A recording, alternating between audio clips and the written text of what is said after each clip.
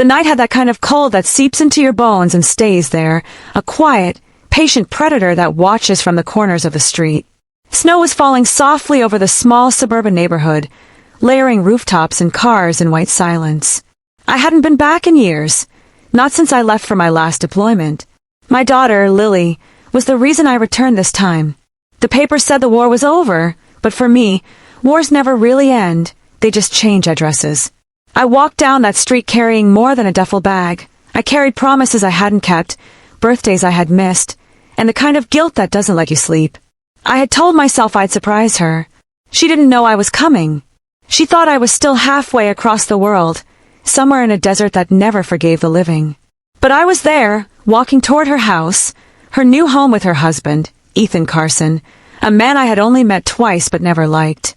He had charm that smelled of manipulation, the kind of smile that sells lies beautifully. Lily had said he was good to her, that his family was old money, polite, generous, traditional. But every time she spoke of them, her tone changed, softer, smaller, like someone apologizing for something they didn't do. I told myself not to worry. Fathers always worry too much. But as I reached her street that Christmas Eve, my gut told me I was walking into something I didn't understand yet. Her house glowed like a postcard in the dark, a picture of comfort, golden windows, laughter floating out, the scent of roasted turkey in the cold air. From where I stood, everything looked perfect, too perfect. I took a deep breath and told myself to relax. This was supposed to be a happy night. But then, just as I stepped onto the driveway, I heard it, a sound small enough to almost miss. A sob, faint, broken, coming from somewhere near the porch. I froze. My instincts, the kind that used to wake me in war zones, kicked in again. I turned slowly, scanning the shadows. And there, huddled on the side steps, I saw her. Lily, my daughter, my baby girl who once used to run to me after school, her pigtails bouncing. She was sitting barefoot in the snow, her nightgown soaked, her hair tangled, her hands trembling so hard she could barely lift them to her face. Her skin looked gray in the porch light, her lips blue. My heart stopped. For a moment I didn't breathe. Lily, I whispered, my voice breaking in the frozen air. She lifted her head weakly, eyes glassy, unfocused. When she saw me, confusion crossed her face, then recognition, then something like relief. Dad, she managed, before collapsing forward. I caught her in my arms, her body cold and limp. I wrapped my coat around her instantly, pressing her close to my chest, feeling for her heartbeat. It was there, faint, fluttering like a dying bird. I shouted her name again, but she didn't respond. I could hear laughter still coming from inside, the clinking of glasses, Christmas music, people talking over each other in the warmth she'd been thrown out of.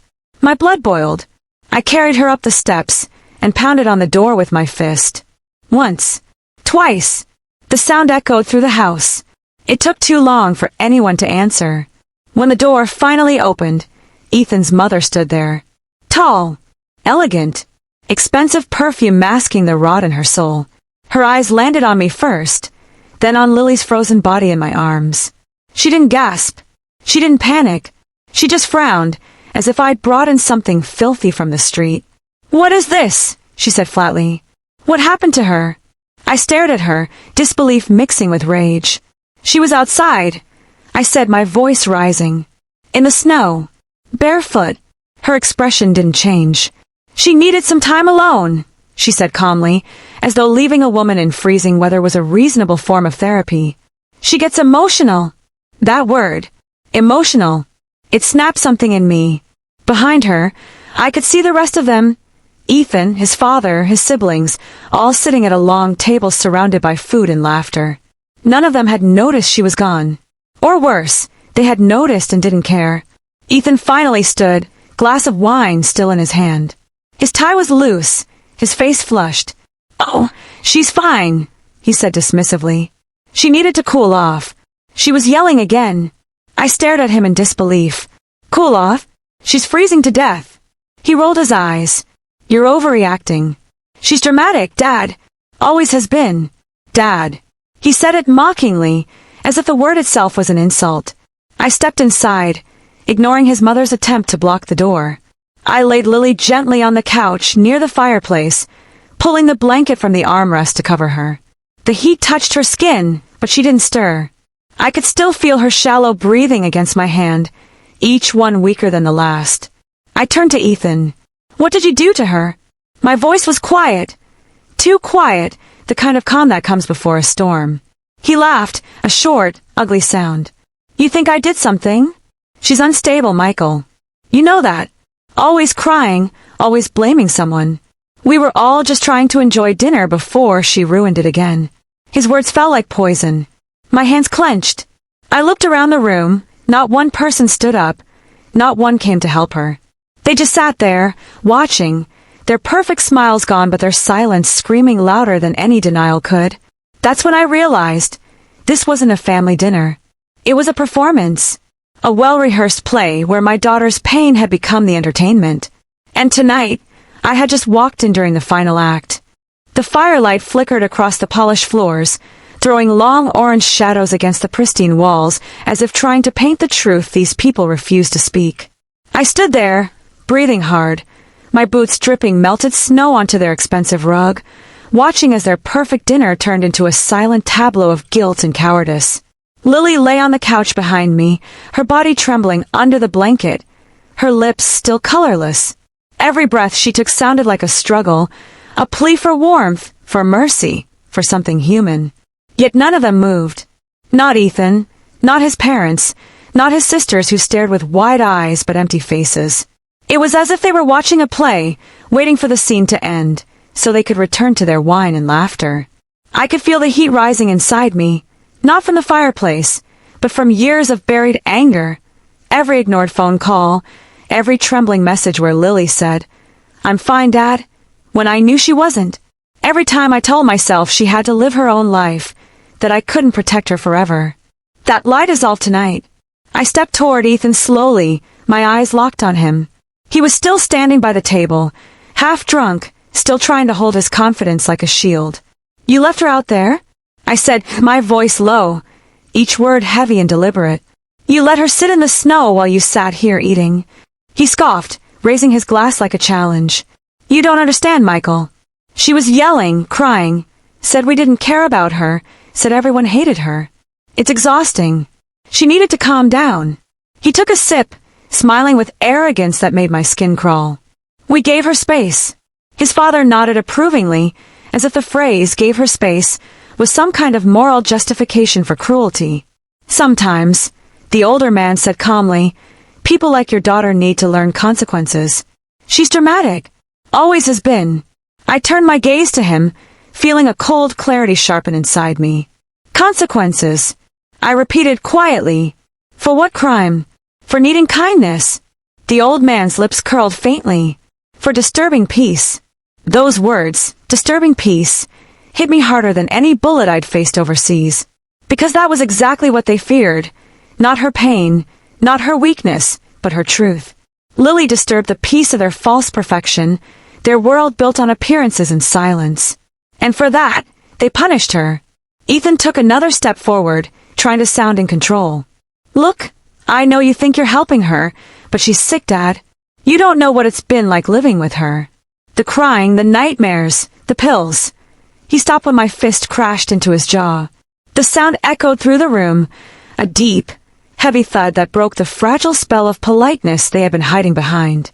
Ethan fell back into the Christmas tree, shattering ornaments that exploded into shards of glass and glitter. His mother screamed, rushing forward, but I raised my hand. "Don't," I said, my voice calm, almost quiet. Not another word. For a moment, the world went completely still. The music had stopped. The laughter was gone.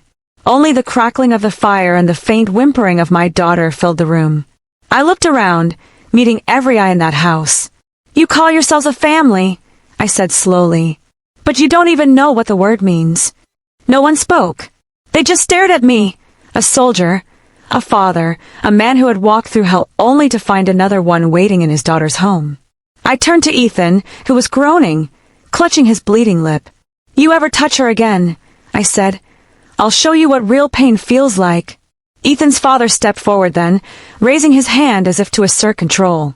"That's enough," he said coldly. You've done enough damage. You're trespassing, Mr. Collins. I suggest you leave before I call the police." I looked at him and almost laughed. "Call them," I said. "Please. Let's see what they think of a man leaving his wife to die in the snow while he carves turkey and drinks champagne." His face twitched. For the first time, I saw fear flicker in his eyes. "You think you're powerful because of your money, your name, your perfect little parties," I continued, stepping closer. "But none of that matters when the truth walks in through your door. And tonight I am the truth." Behind me, Lily stirred weakly, whispering, "Dad, please." Her voice cracked, fragile as ice. I turned, kneeling beside her, brushing her cold hair away from her face. "It's okay, sweetheart," I murmured, my voice soft now. "You're safe. I'm here." Her eyes fluttered open for a second, and she whispered something I barely caught. I tried to tell them. Then she fell silent again, her head sinking into the couch cushion. I looked back at the Carsons, and something inside me hardened. "She tried to tell you," I said, "but you didn't listen. You called her crazy. You called her weak. You threw her away like she didn't matter." Ethan's mother, trembling but defiant, snapped, "You're being dramatic. She's not a child anymore. She makes her own choices." I rose slowly, every muscle in my body tense. "You're right," I said. "She's not a child, but she's still my daughter. And the choice she made was to love people who didn't deserve her." I stepped toward her, my eyes locked on hers. "You broke her spirit. All of you.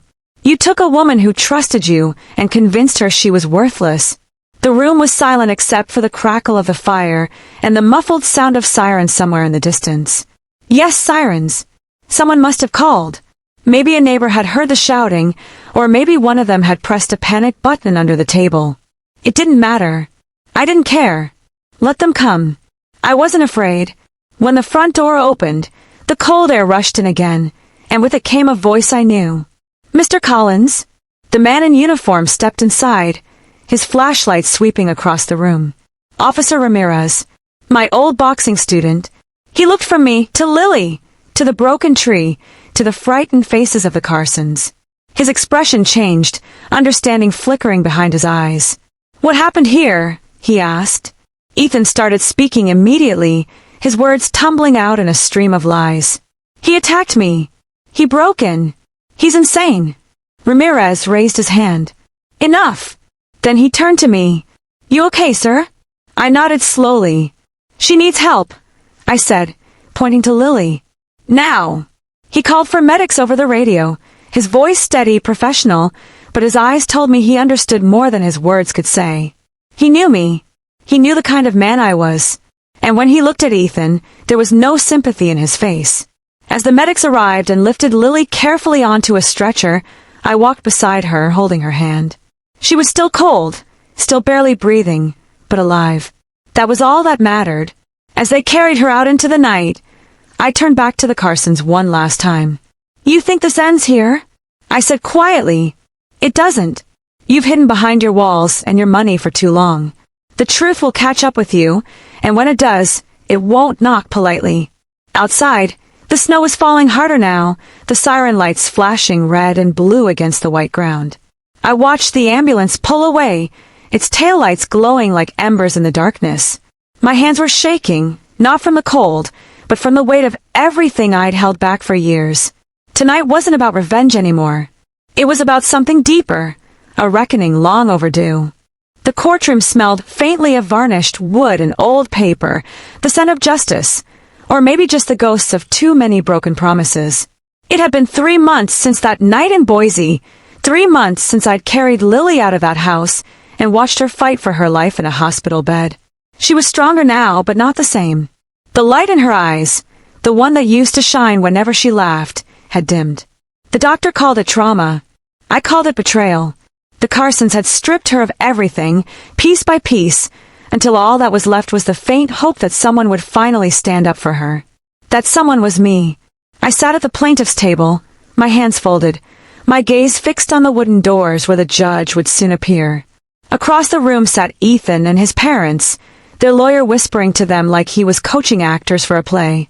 They still looked arrogant, dressed in expensive suits, wearing the same calm faces they'd worn while my daughter froze on their porch. But there was a flicker of something new in their eyes, fear. Lily sat beside me, her hands trembling slightly. The pale scars on her wrists were mostly healed, but I knew the pain beneath them wasn't.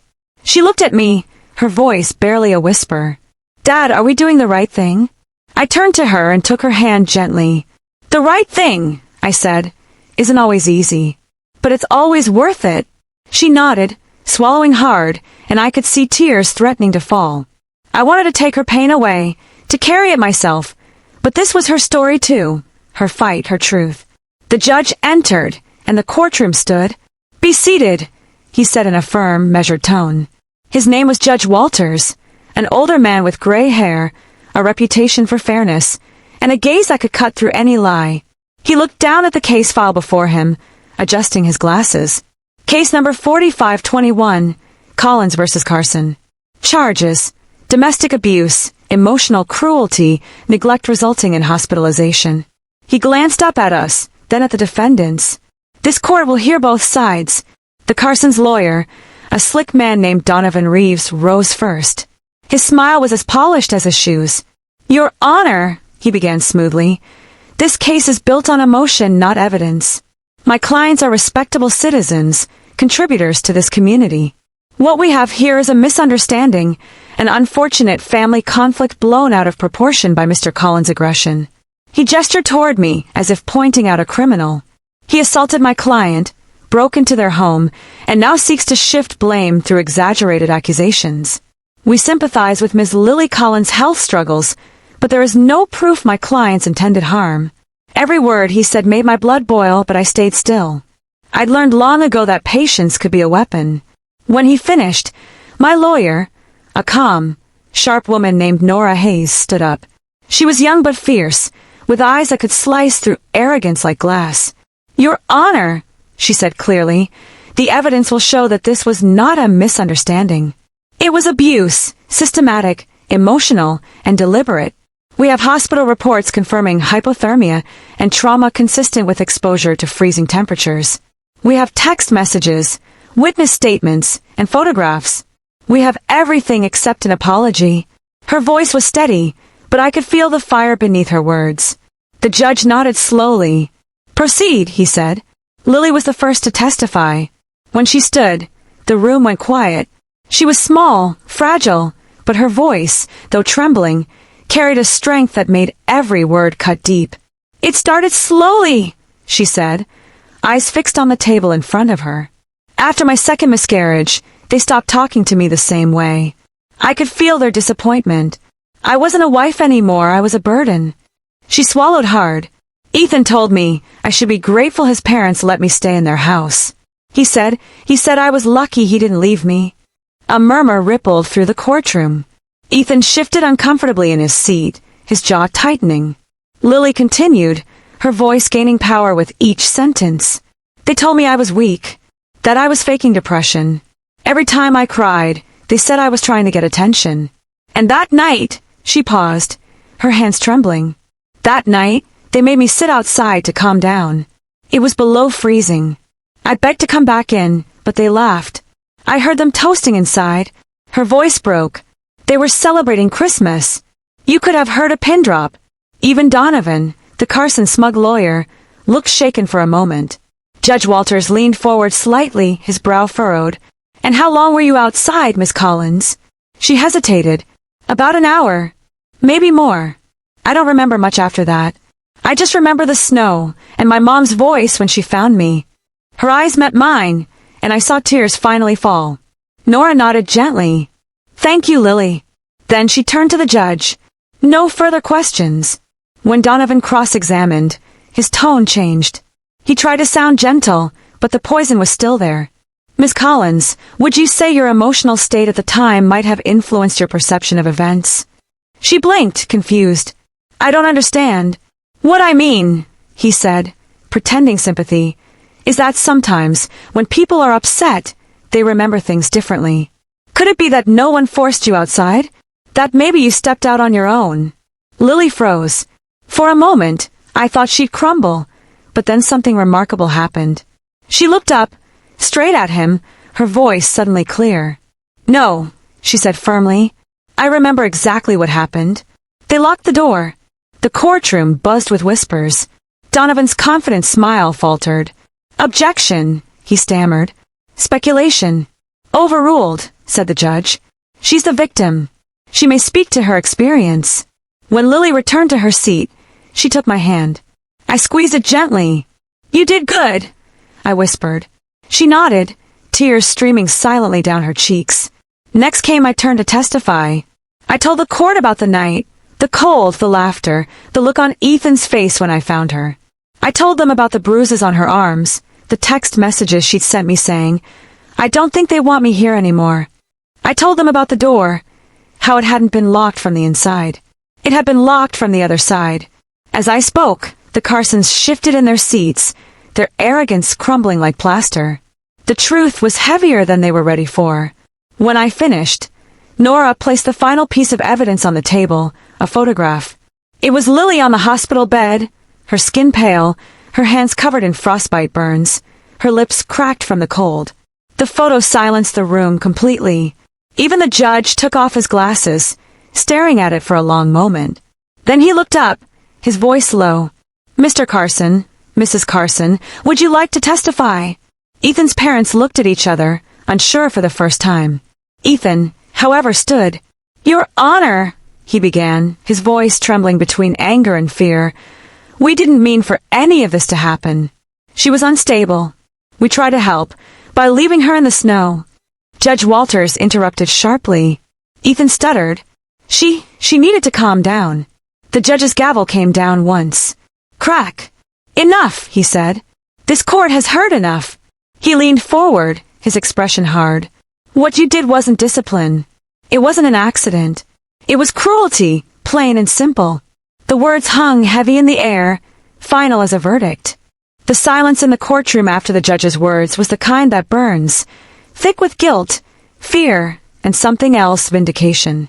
For the first time, I saw the Carsons stripped of their arrogance. Their perfect image, their polished smiles, their money, all of it meant nothing in the face of truth. Ethan's mother tried to hold her composure, but her trembling hands gave her away. His father sat rigid, his jaw tight, but his eyes darted toward the floor like a man who finally realized he was standing in his own grave. Ethan, though, was different.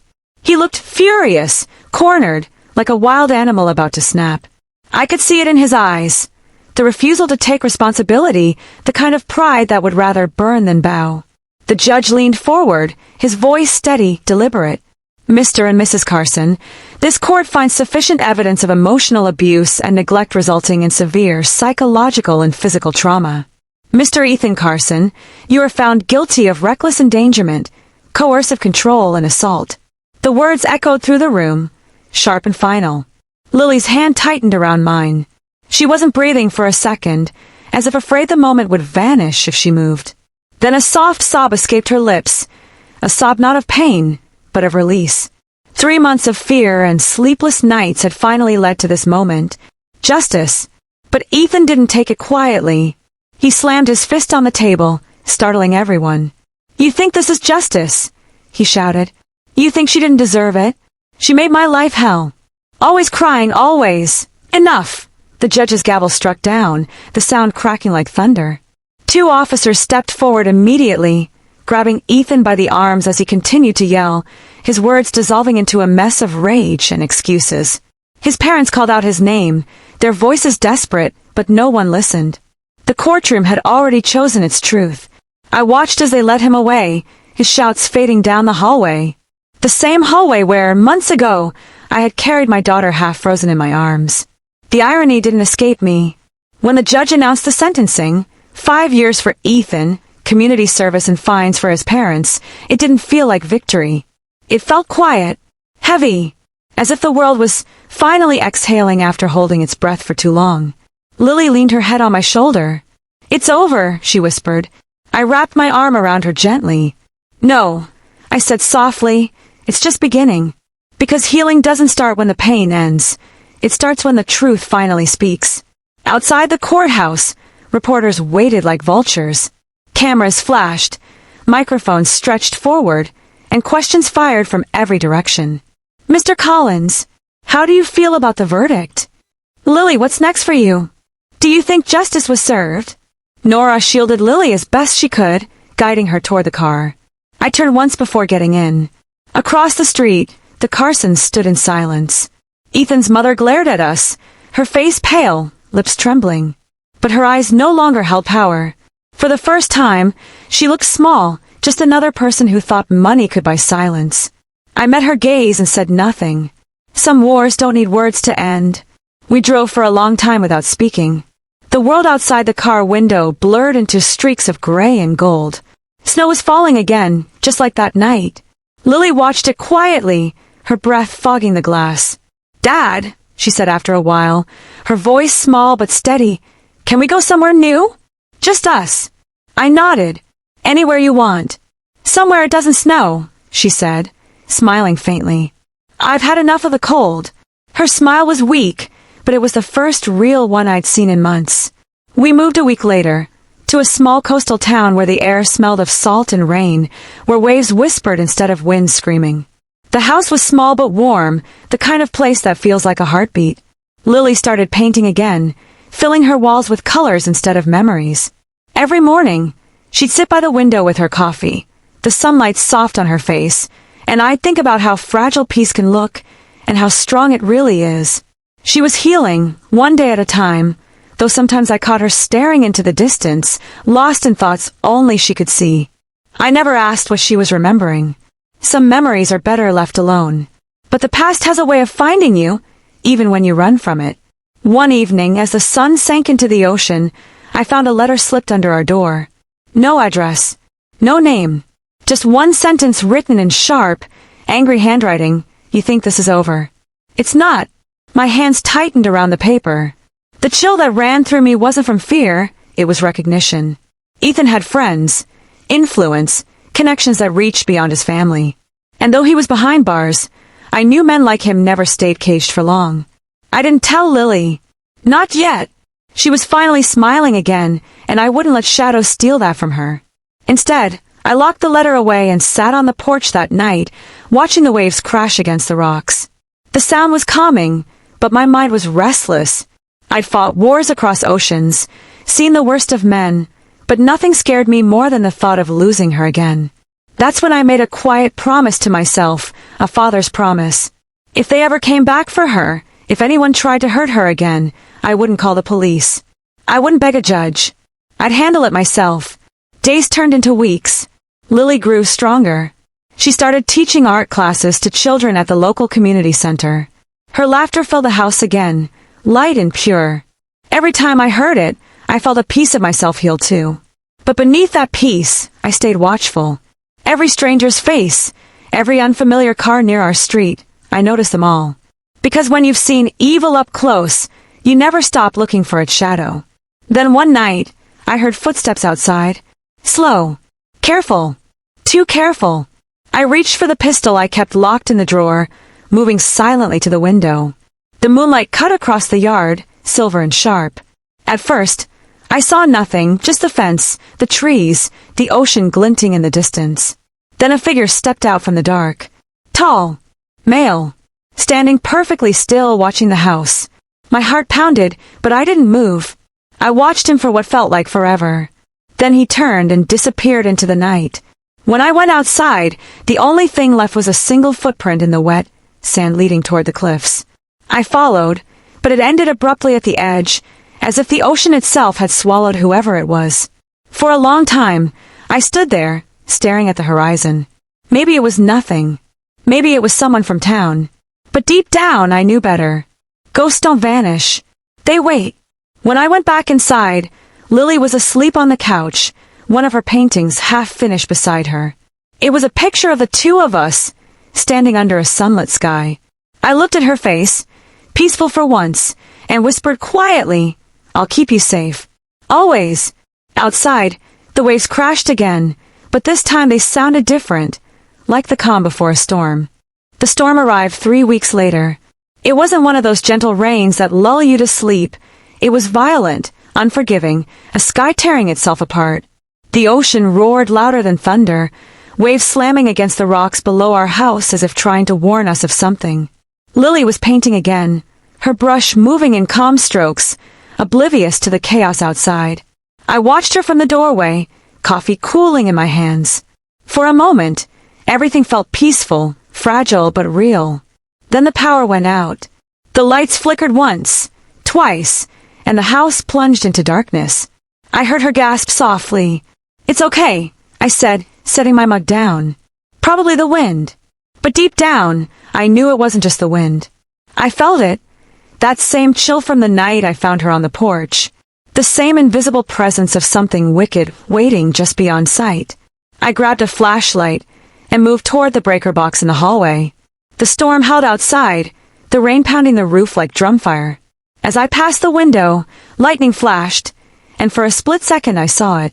A man standing at the edge of the yard, drenched, unmoving. The beam of lightning caught his face, and my breath stopped. It was Ethan.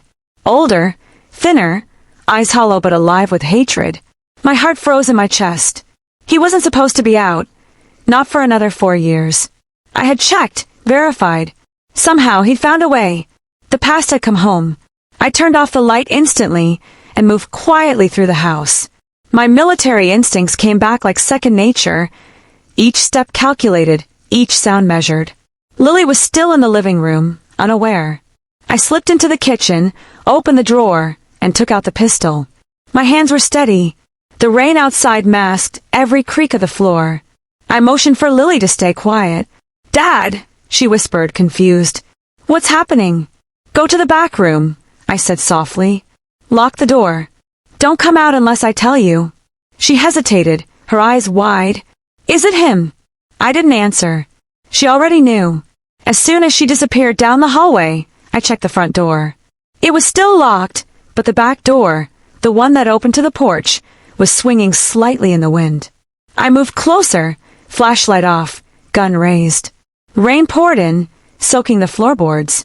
The air smelled of salt and mud. For a moment, there was only the sound of a storm. Then I heard it, a soft scrape on the floor behind me. I spun around. Ethan stood there, half in shadow, half in light. His clothes were soaked, his face pale, but his eyes burned with something unholy. "You ruined me," he hissed. "You took everything." His voice cracked with rage and desperation. "I spent every day thinking about that night.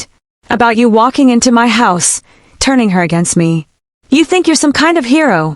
I leveled a gun at him. "Stay where you are." He laughed, low and bitter.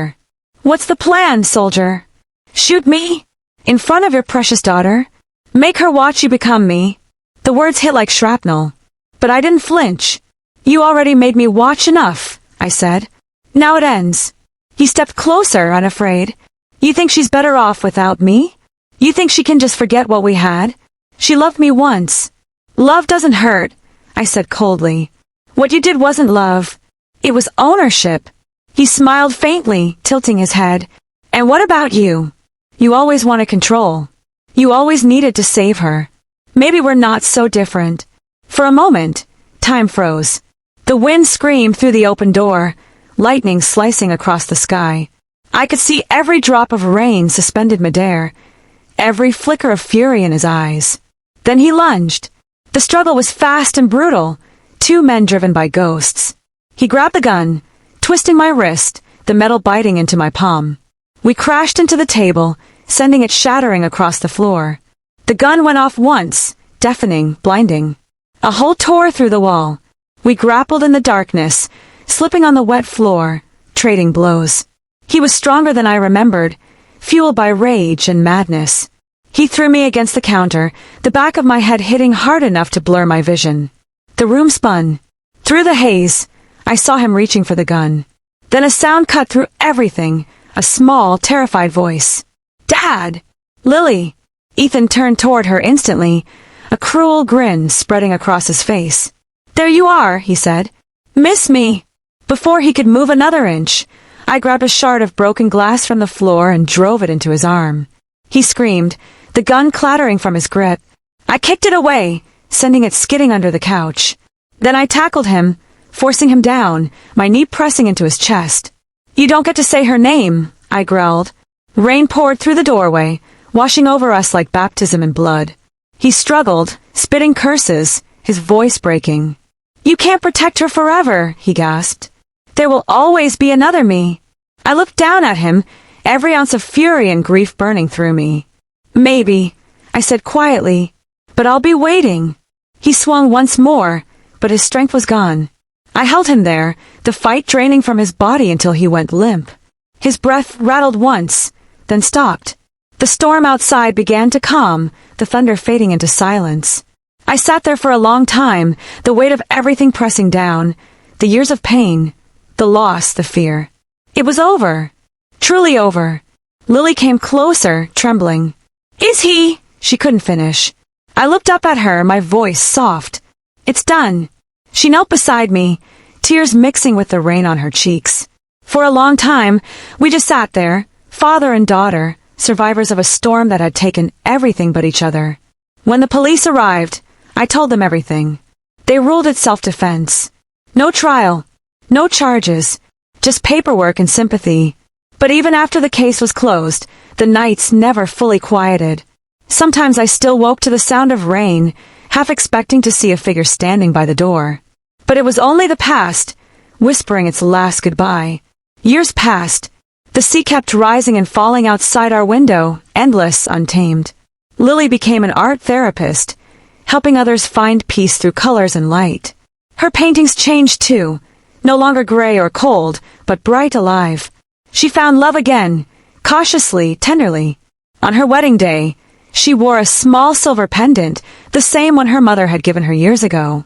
She looked radiant, and for the first time, I believed the world could be kind again. After the ceremony, she hugged me tightly and said, "You can rest now, Dad." And maybe she was right. Sometimes I walk by the cliffs alone at dusk, watching the horizon fade into gold. The ocean still roars, the wind still whispers, but it feels different now, not like warning, but like memory. I know the ghosts will always be there, waiting in the corners of my mind. But so will she, strong, alive, free. And that, I think, is what revenge really means. Not blood, not vengeance, not victory. Just peace,